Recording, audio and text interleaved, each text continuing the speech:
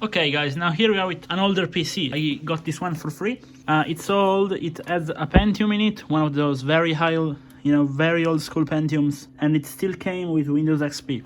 It does not support SATA, in fact it had some PATA cable. That's how it should be cabled, I'm not sure actually. The PSU is proprietary. Here's a quick tutorial on basically what you can get out of an older build like this, which you can easily get for free. Because literally everybody is throwing them away because you cannot even run Windows 10 on them.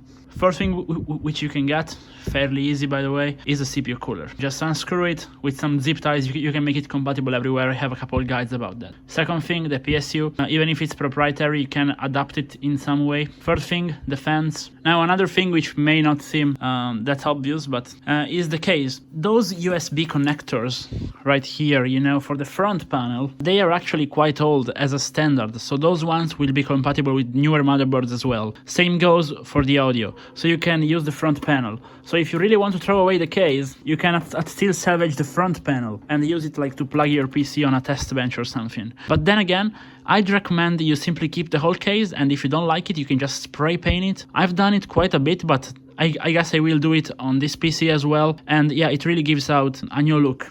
And it basically brings back the PC. Now something which is actually really important is taking out the CMOS battery, because those ones are used nowadays as well. Sometimes you really need it because it might be discharged or your PC might simply be missing it. So now I will be taking it out. Okay, here we are with some scissors. Now I can actually remove the battery. And here we go. Now this one I'm gonna be keeping it, and yeah, it's gonna come in handy. Now the RAM is DDR2, this one is also kind of server-ish stuff. I'm not gonna be keeping that one. And now you might be thinking, well, that's pretty much it, right? Wrong.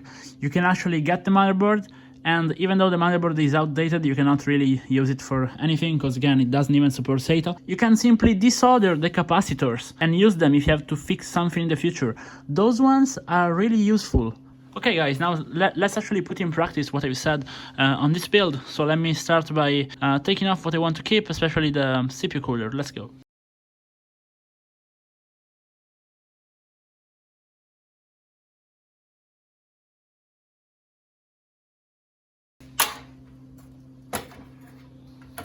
And here it is.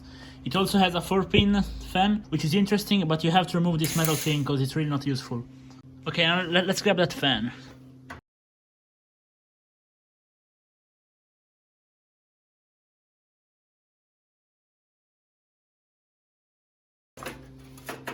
There we go. Okay guys, now this coupled with what you've seen in the previous videos is basically what we managed to get out from that PC.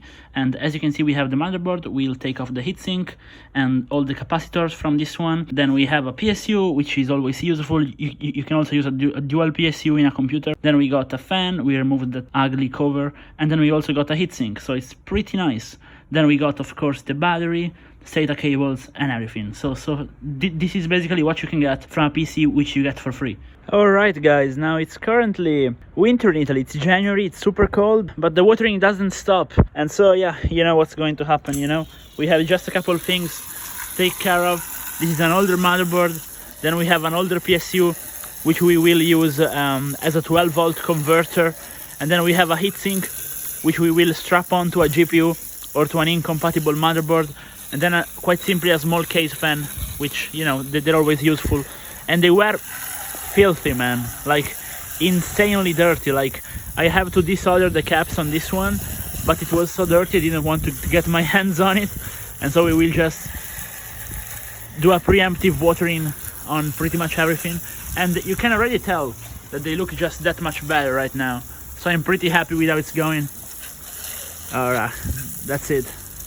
After a good watering, it's quite important to put everything in an upward position so that the water can drip down, as you can see.